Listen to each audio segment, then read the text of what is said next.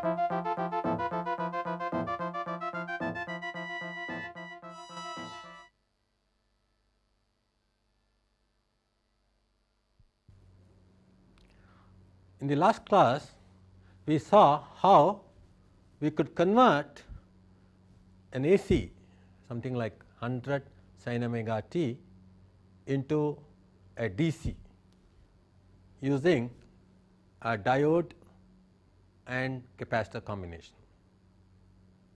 And we said we could also use the same concept in order to clamp any AC voltage to a specific DC value, 0 or otherwise. Now, the same idea was then put to use in designing what is called a voltage multiplier. Today, we will take an example. Design a voltage multiplier, that is a voltage, let us say AC voltage of 100 sin omega t, from which you derive a DC of 100 and then multiply it by some amount n, 100 times n being an integer, right. So, how this can be done and how this can be utilized in obtaining what I told you last time as an ionizer in order to obtain a high DC voltage which can be used to produce negative ion effect. Let us see how this can be done. We have this 100 sin omega t available as an AC source, 100 sin omega t is available as an AC source, from which we would like to obtain a DC of 100 volts and then add on this 100 volts to 100 sin omega t, obtain again a DC of 200 volts in order to obtain a doubler. So, let us do that. I put a capacitor in series with a diode. This diode I will put just for the sake of sort of synthesizing it in a very nice manner, instead of putting it this way, it is in the same loop. So, what will happen is this particular thing is going to get charged now to the peak value of this AC, which is 100 volts. So, you have obtained here a DC of 100 volts just by connecting a diode to a capacitor like this. So, between this point and this point now, as we discussed in the last class, we have an 100 volts in series with an AC of 100 sin omega t, which means this voltage between these 2 points is clamped to a value which is always going above 0. So, it will be prevented from going below 0 by this diode conducting. So, this voltage is always going above 0 by an extent of 200 volts because of this additional DC here. So, this is going above 0 volts to 200 volts peak here. So, this can be again used as a peak detector now by putting a capacitor and a diode in this direction, so that this circuit now, which gets an input which is varying above 0 going up to 200 volts, can get this as the input and charge this capacitor to the highest peak, positive peak here, which corresponds to 200 volts. So, the capacitor gets charged to 200 volts. Now, between this and this, again we have this 100 volts the capacitor is charged. Please trace this path 100 volts, then this 100 sin omega t is there, then you have 200 volts. So, again we have 100 plus 100 sin omega t coming into picture, but in the other direction 100 volts is in this direction plus 100 sin omega t, this being positive and this being negative. So, we can again put a capacitor and a diode in this direction to charge this capacitor in this direction. You see here 100 volts positive, 200 volts positive minus 100 volts negative. So, essentially from here to here we have 100 volts positive in this direction and 100 sin omega t, okay, and therefore, this effective voltage is going to be more positive than this, and it will charge the capacitor to again the peak value of that corresponds to 200 volts. So, this process can go on, and therefore, if you keep on doing this, and this is very easy to draw further, you can multiply it by any number of times. You will put always, you can see the pattern developing, diodes always going in the same direction, okay, and capacitors on either side of this kind of arrangement to get charged to respective voltages.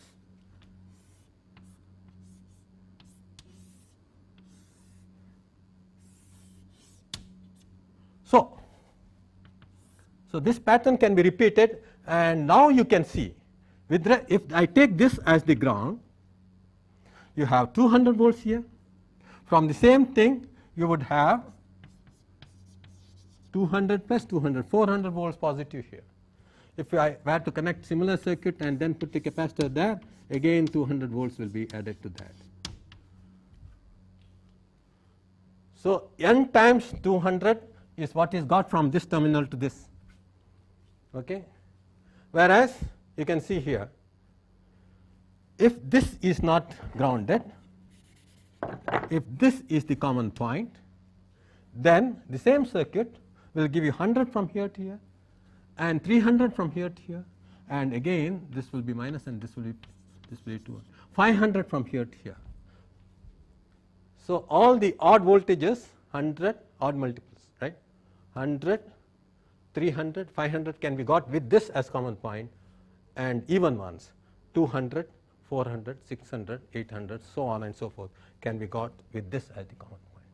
So, this is a very versatile high voltage generator, simple stuff, wherein you can directly connect this to the power supply. This circuit can be directly without any transformer, okay, and it will generate DC voltage of any high magnitude for you without any problem. The thing to remember here is that all these capacitors have to be good quality capacitors, so that they can sustain these 200 volts without any leakage whatsoever, okay. And these diodes will have to sustain also the reverse bias voltage, which is going to occur across these, okay, when they are not conducting, which is going to be about 200 volts again. So, all these diodes should be sort of capable of not breaking down at those voltages, and the leakage should be pretty small for these capacitors. Then you can sustain this voltage as a large high voltage from this common point or this common point, depending upon the kind of N you are going to select. So, this you can test in your laboratory very easily by using simple diodes and capacitors. Okay. This is one example that we have learnt how to solve by learning about what is called voltage multiplier circuit. Another example that we will take today is regarding the clamping circuit. Let us say I want a voltage which is a square wave or rectangular wave, let us say, we will make it general, to be clamped to minus, let us say, 5 volts. I want this to be clamped to minus 5 volts, and it should be only going to more negative values than minus 5 volts. This voltage is variable, let us say this is variable, this particular value is variable. In this case, let us take this as V peak to peak. Okay. This V peak to peak is variable. I want to clamp this to minus 5 volts. What do I do? How do I develop a circuit for that? As I told you, this AC voltage that we are requiring to be clamped can come in any form it likes. Okay. So, this AC voltage is, let us say, changing in this following fashion.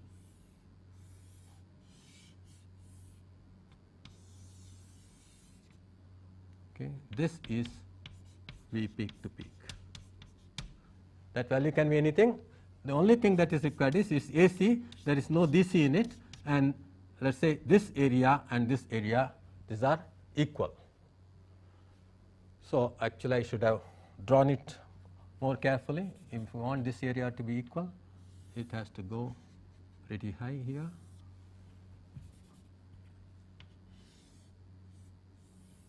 So, let us say this area and positive area and negative area are equal. So, that this is an AC, 0 DC. So, V peak to peak is extending all the way from here to here. This has to be clamped down to this. So, I apply this voltage to what circuit in order to get this output. So, now once again you will see that I should never allow this to be more negative than that is, I should never allow it to become more positive than minus 5 volts. So, I should make it conduct as soon as minus 5 volts is reached. This is the logic. I should never allow it to become more positive than minus 5 volts. So, I have this minus 5 volts, the clamping voltage, okay, and I put a diode, so that the diode conducts when this becomes more positive than minus 5 volts. Then I can put a capacitor and then this AC. So, this is the AC that is applied, which has no DC in it, and if I apply this AC to this, the capacitor will automatically get charged in such a manner that this voltage output is always going to be more negative than minus 5 volts. Now, continuing with our series of examples and problems, I am now going to give you a problem here, which I hope you will work out in order to illustrate the ability of these diodes to do proper wave shaping. Now, I have a 100 sin omega t AC here, which can be, let us say, drawn as a periodic waveform in the following fashion.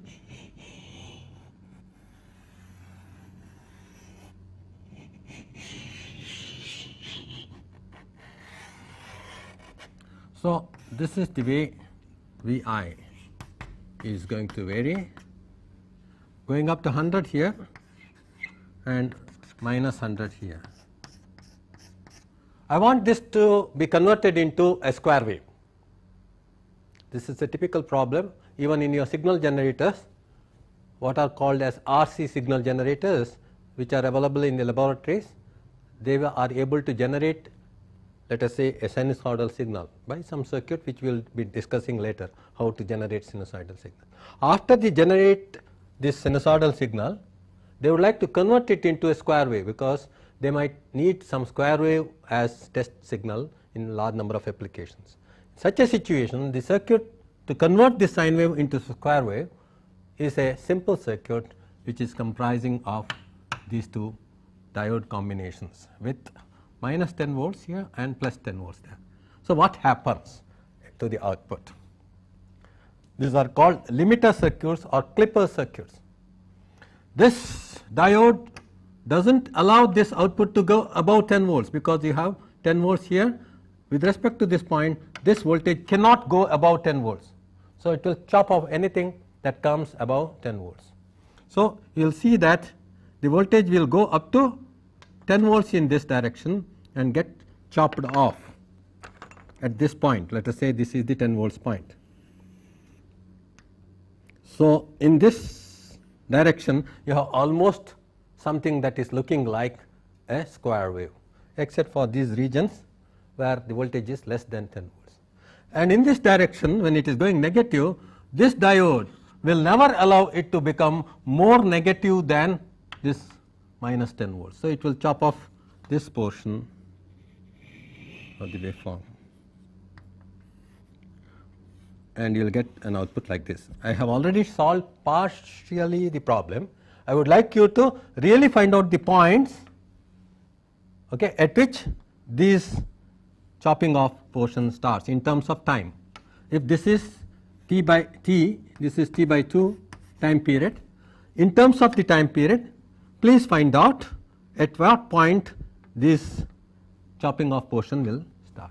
For that, what you have to do is you have to equate this 100 sin omega t to a value which is equal to 10 volts plus or minus, okay, and find out this time. So, please do work out this problem and find out these time intervals at which these are going to be limited to 10 volts. Okay. Now, yeah, this output with respect to this is what is sketched here, right. If you assume that this is at a lower potential than this, then the sketch is going to be this positive going to 10 volts and this going to negative 10 volts, like that with reference to. So, it is always marked as plus and minus in this manner. That is the convention. Even here you can mark this as plus minus, indicating that this is 100 sin omega t with this as plus and this as minus. Okay. Now, we will discuss the other application that we had already indicated, that is how to convert an AC into a DC. So, we said by putting a diode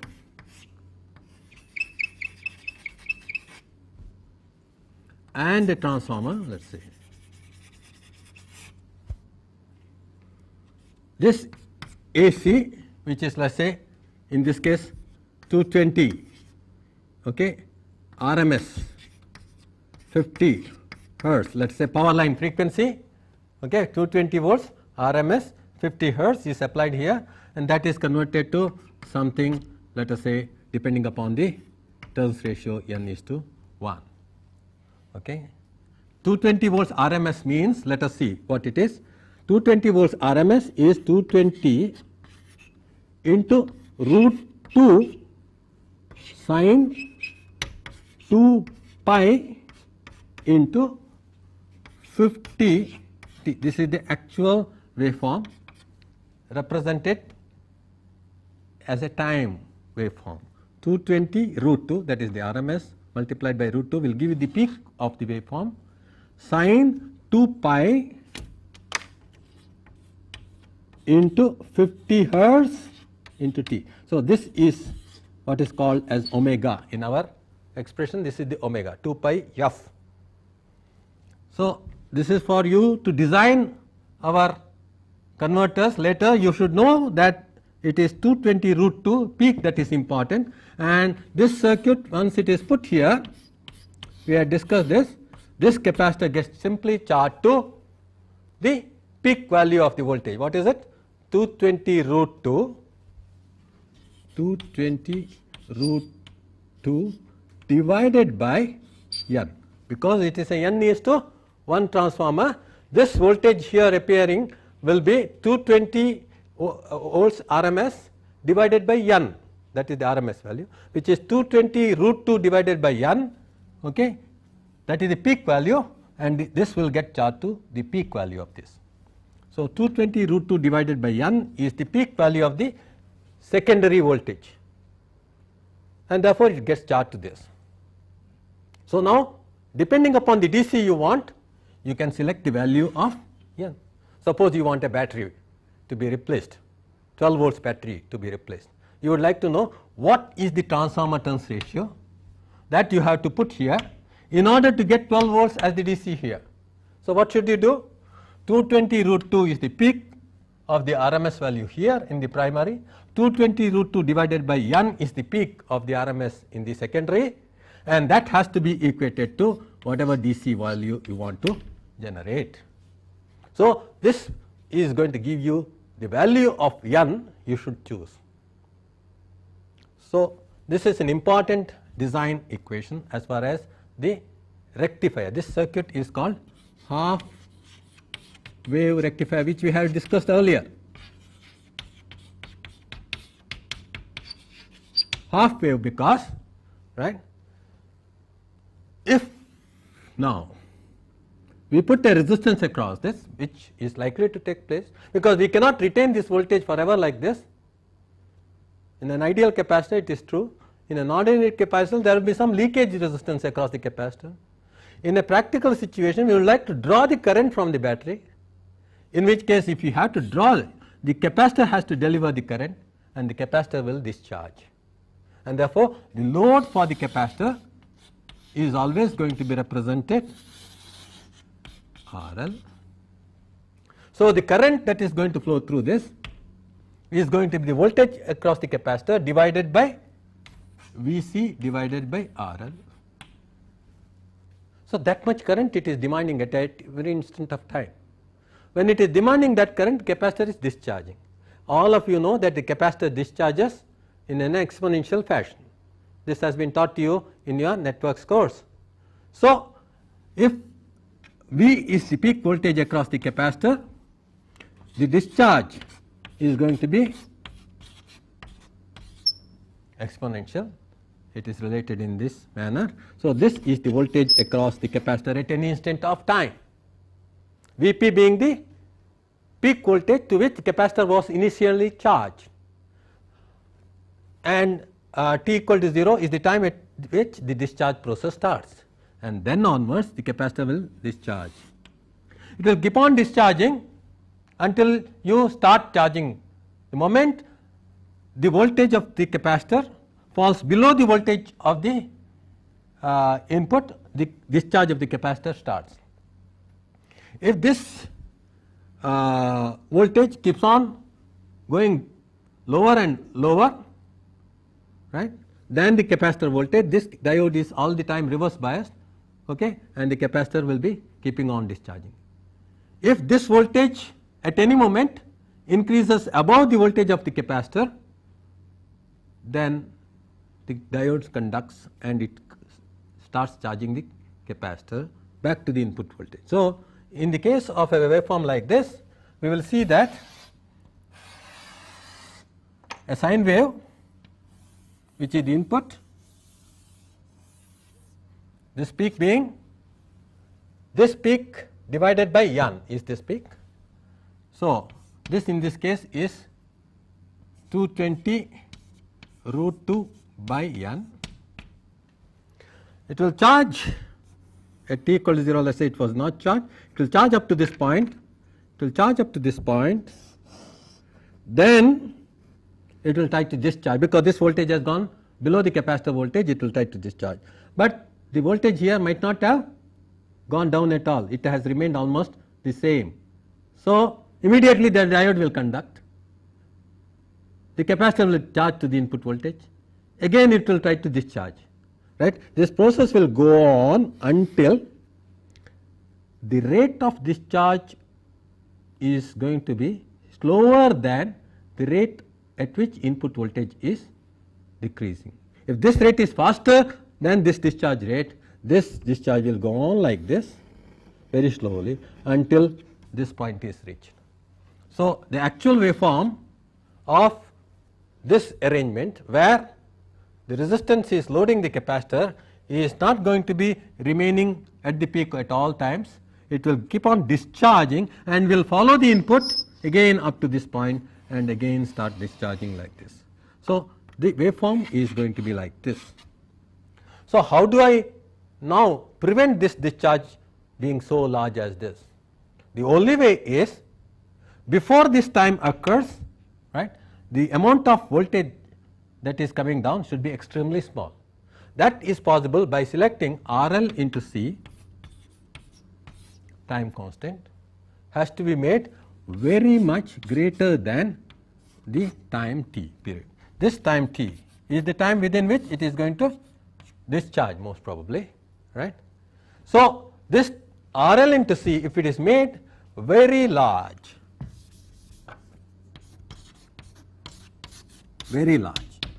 compared to t, that means the capacitor has to be so chosen that it is much greater than t by RL. What is the value of t? That value of t we know is corresponding to 20 milliseconds. Okay? T is equal to 20 milliseconds because f is equal to 50 hertz. So, 1 over f is equal to t.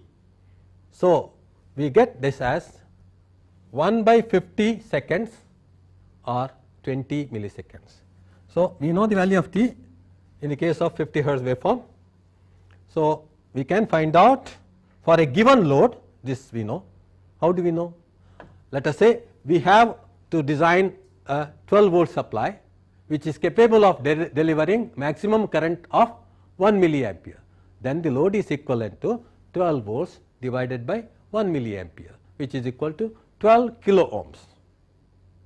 If we want, on the other hand, a load of 1 ampere current to be delivered, then 12 volts divided by 1 ampere corresponds to 12 ohms.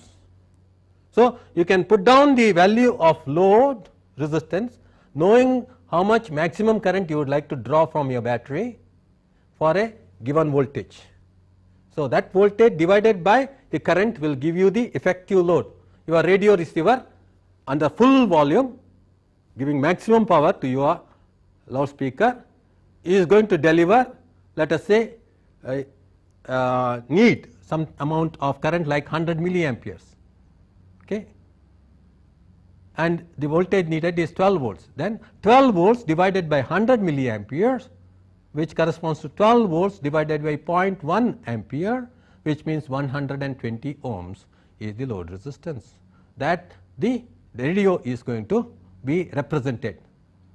So, you can put down that load resistance there and find out how much discharge is going to occur within a time of 20 milliseconds. So, let us now see how much discharge is going to occur. If the discharge itself is going to be such that it is going to be extremely small, that means let us see how it looks like. So, let us now see a situation where I have done my design very nicely, taking care to see that T when it is 20 millisecond, RL when it is 120 ohms or so, C is made much greater than whatever I get there. Let us do that. For that, RL is equal to 120 ohms, T is 20 milliseconds. So, C is to be made much greater than 20 milliseconds divided by 120 ohms, which is going to be 1 by 6 into 10 to the power minus 3 farads. This is farads. How much is it? This is nothing but 1000 divided by 6 microfarads. C must be made much greater than. So, such capacitors are available as, let us say, it is something like much greater than 1000 by 6 means you can make it, okay. This is going to be about 200. If you think that this 1200, this will be 200 microfarads. Much greater than 200 microfarads means 2000 microfarads. That is a good practical design. Make it 10 times whatever this gives, around 200 microfarads electrolytic capacitor. If you use here, you can satisfy this equation. What does it mean? The amount of discharge is extremely small. That means this is not going to be coming down this much at all, right? It will be as good as remaining almost equal to Vp. So, this is the way discharge is going to take place, almost equal to Vp, amount of discharge is extremely small and it is going to remain like that.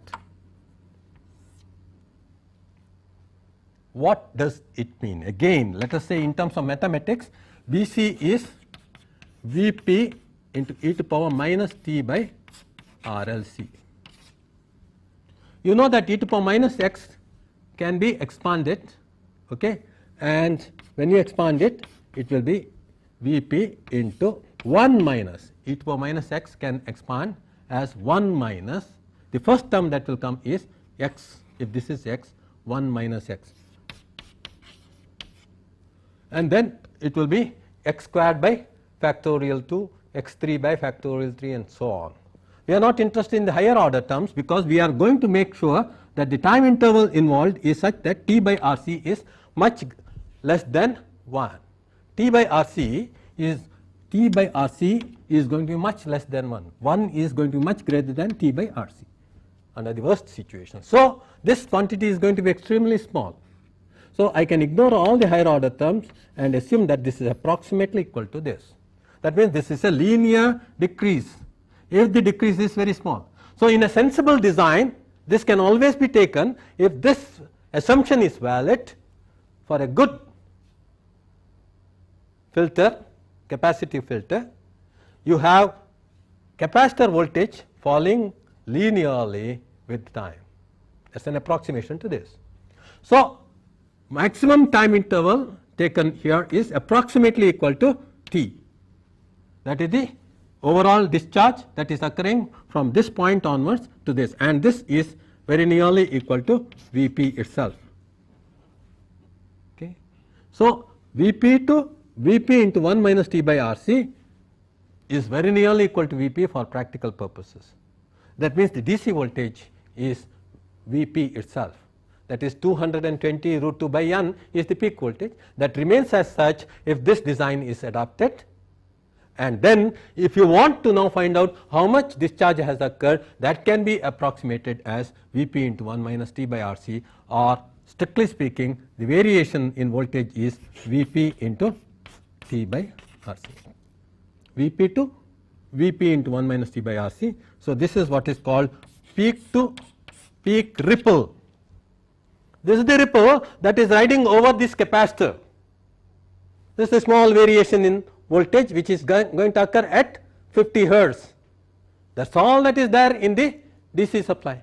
So, by putting a huge capacitor here, okay, for the load RL, I have been able to retain the DC almost at Vp itself, and there is a ripple of Vp into t by Rc, and I can approximate this waveform as a sort of triangular waveform, okay, because I said this is discharge that is occurring linearly and again increasing, again decreasing. This ripple voltage is what is occurring there. I would like to give a problem at this stage, problem 3. What is it? The problem 3 is going to be find out the RMS value of the ripple voltage when it is a triangular waveform, given that the peak to peak value is Vp into t by Rc. Problem 3 is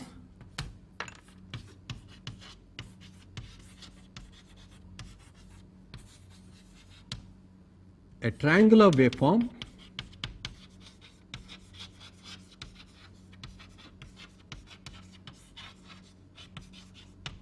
has peak to peak value equal to Vp into t by Rc. Okay. Determine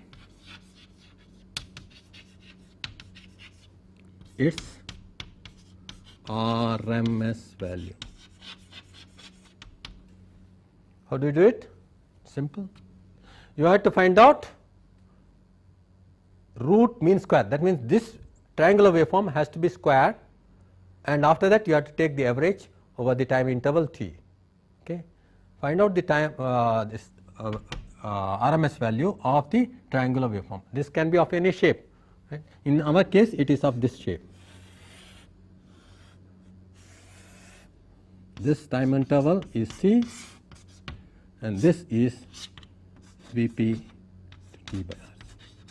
So, if you determine this, then we know that ripple factor, what is it defined? Earlier I have defined this. Ripple factor is defined as RMS value of the ripple divided by the average, which is going to be, okay, you will get a factor K into Vp T by Rc. This K is what you get as some value when you find out the RMS value. I want you to find out the value of K. This is the RMS value of the ripple.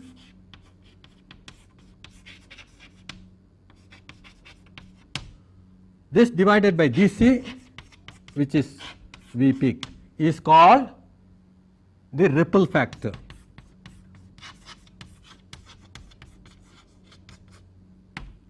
V ripple RMS divided by dc, which is nothing but Kt divided by Rc.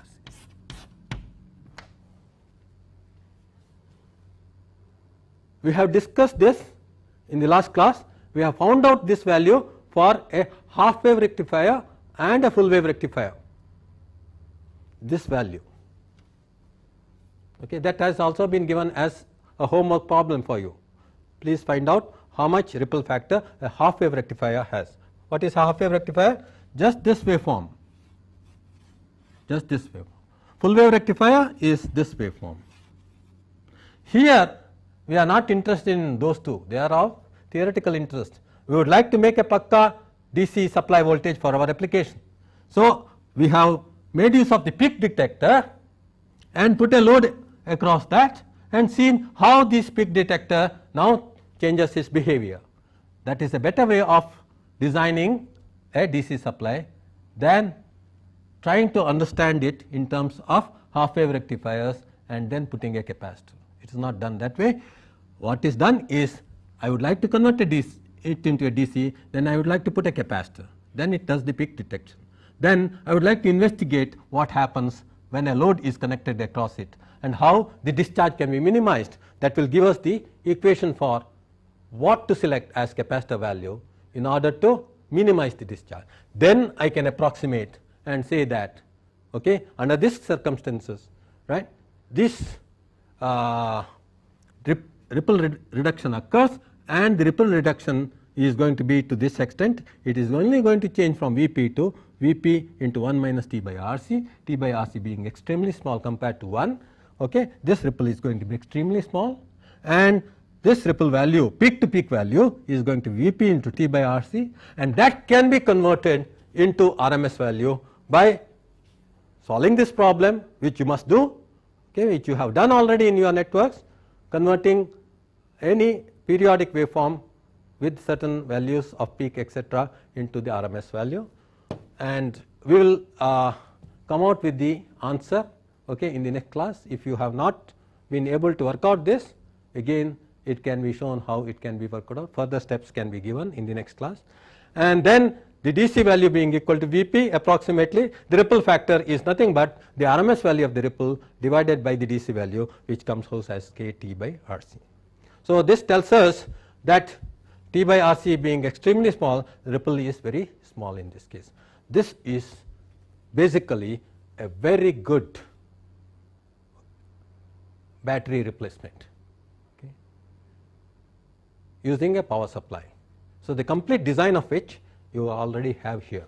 So, for any given problem you should be able to know these things. First of all, what should be the turns ratio that I should select based on what value of DC I should have here. Okay, therefore, N is fixed. Then I should know what is the maximum current I am going to draw with this power supply. That will tell us that VDC divided by that current, maximum current, will be the worst case resistance, which is going to cause maximum ripple. So, that is what is chosen. So, if that ripple is itself kept very small, then in other situations where less current is drawn, the ripple is going to be still smaller.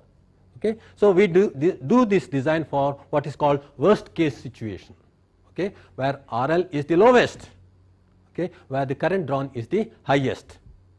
in situations like television, radio receiver, etc., you have to consider what is the maximum ever current that is likely to be drawn by this power supply and use that as the load in estimating what should be the value of the capacitor that we have to connect. And after doing this, then we already know that our approximation is very good, and therefore T by RC is extremely small, and therefore we can say instead of e to power minus T by RLC, we can approximate it to 1 minus T by RC. Then the peak to peak value ripple is this value. Now we will try to work out an example, example A, wherein I will tell you how to design a power supply.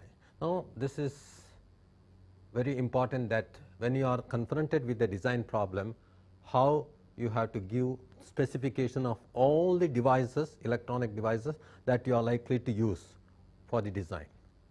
Therefore, this example will illustrate how a design problem has to be tackled.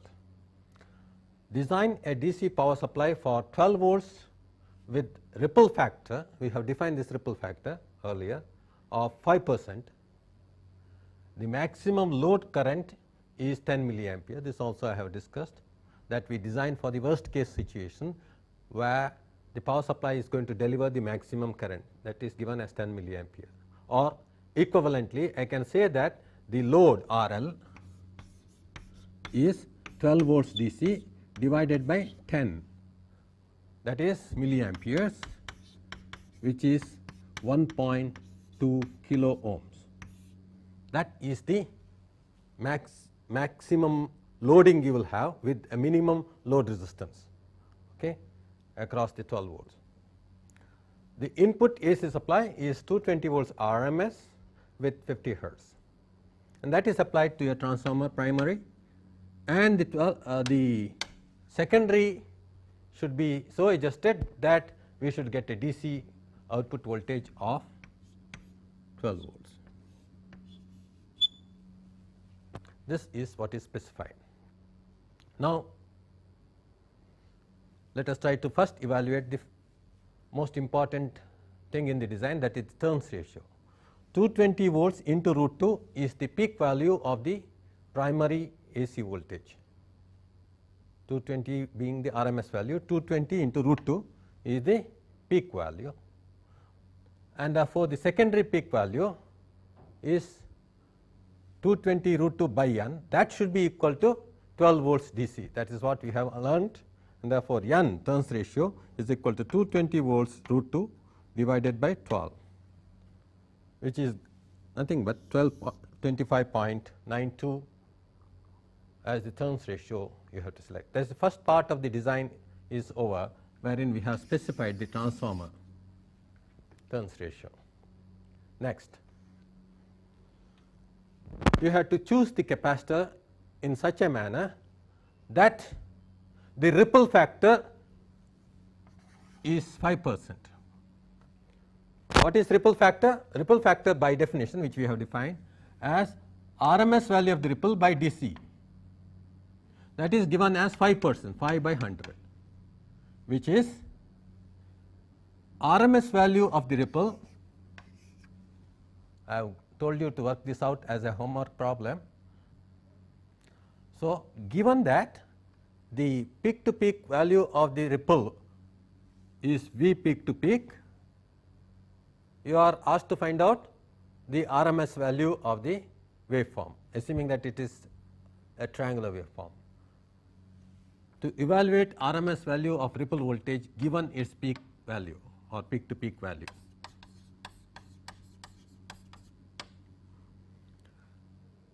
peak to peak value is known, then RMS value by definition is square root of average 1 over T 0 to T. The waveform here is VPP by T into T, that is the waveform here, assuming that this is 0. VPP by T is the slope into T, that squared. So, square mean square root T. So, this is the integral you have to solve. So, we get this integrating VPP square comes out, T cubed comes out, and integral of T squared is t cubed by 3. So, substituting the limits, it is t cubed by 3. So, this gets cancelled with this VPP by root 3. This is the answer for RMS value of any triangular waveform whose peak to peak value is given as V peak to peak. So, this is the answer. Coming back now, RMS value of ripple divided by DC is equal to 5%. Therefore, V peak to peak divided by root 3, that is the RMS value, okay, converted into peak to peak by root 3 divided by DC is equal to 1 by 20. So, V peak to peak is 1.04 volts. That is the answer we get for the 5% ripple. So, VDC, this ripple we have seen, this Vp is equal, very nearly equal to VDC, this is all, and this is Vp into 1 minus T by RC. This is what we had assumed in the class. So, the peak to peak ripple is VDC into T by RLC, that is already worked out as 1.04 volts. So, from this we can obtain the value of C if we know VDC by RL. VDC by RL is given as 10 milliamperes, maximum current drawn by the load. So, 10 milliamperes into T 20 milliseconds divided by 1.04 is nothing but the value of C, which is 192.3 microfarad. So, the value of C is to be made greater than 192.3 microfarad in order to contain the ripple at 5%. So, that part of the design is also over. Now, we have this getting charged to very nearly 12 volts, this fluctuating with peak to peak value of 12 volts this way and 12 volts that way. Therefore, during the time when the diode is not conducting, that is during this time, entire time the diode is not conducting, the voltage, input voltage can go to its negative peak of 12 volts. So, at that time the reverse bias voltage across the diode is minus plus 12 volts minus plus 12, that is 24 volts. So, the diode specification, the peak inverse voltage rating, PIV rating for the diode,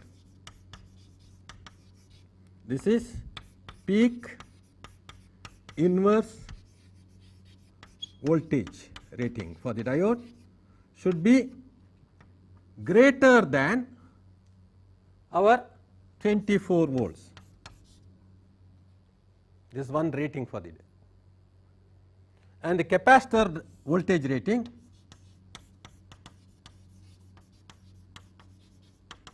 should be greater than 12 volts, the DC voltage across it. So, these are the two ratings that we have to bear in mind while designing this power supply. There is some other rating for the diode that becomes very important in its specification. Depending upon the load current that we take, obviously the current through the diode, whenever the diode conducts, the current for the load as well as charging the capacitance is given through the diode.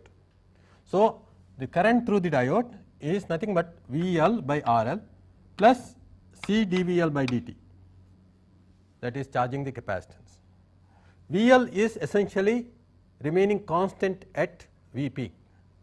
So, that is VDC divided by RL. So, this is essentially remaining unaltered in our design. We have done such a good design that the peak voltage is going to be retained as VDC.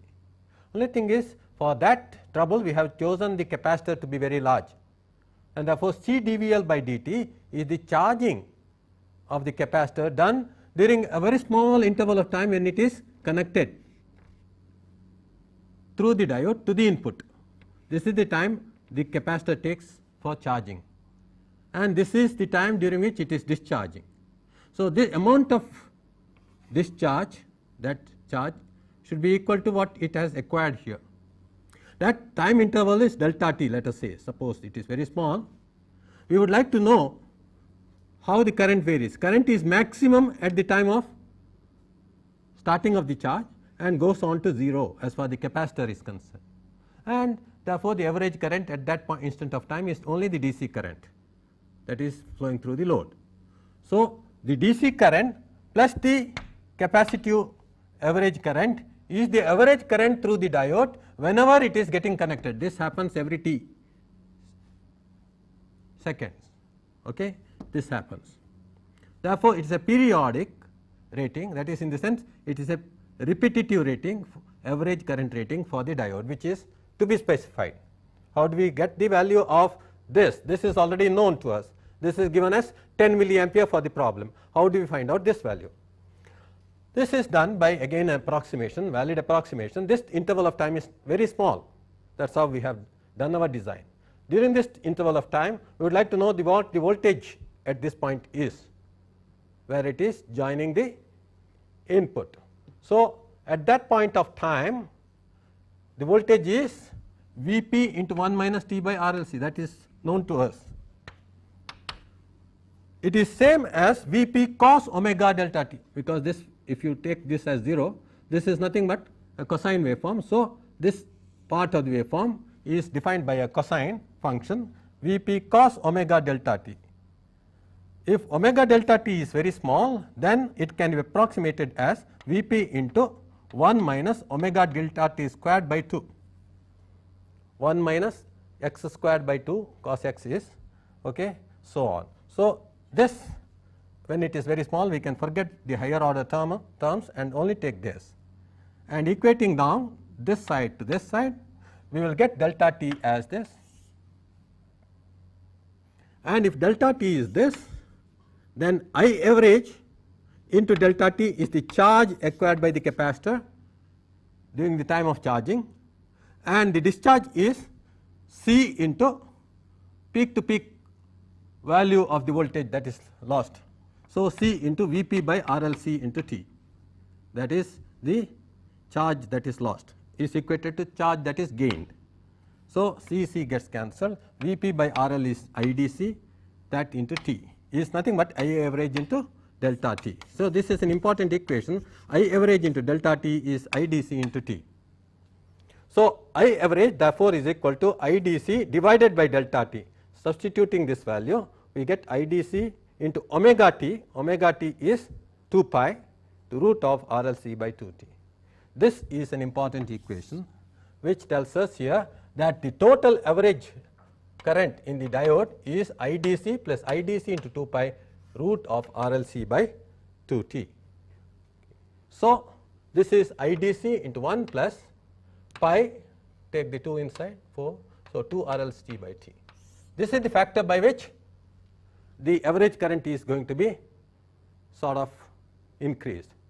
So, this factor, if you evaluate for this problem, it will be very nearly about 23.1.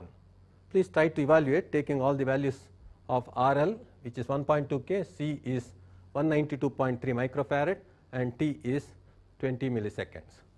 So, it comes out to be very nearly sort of much greater than this I d c. I would like you to evaluate this, and this is the one which normally fixes up the value of average current, peak repetitive average current. So, please work this out. This factor 2 R L C divided by T is roughly about 23.1. So, that is about pi into that value.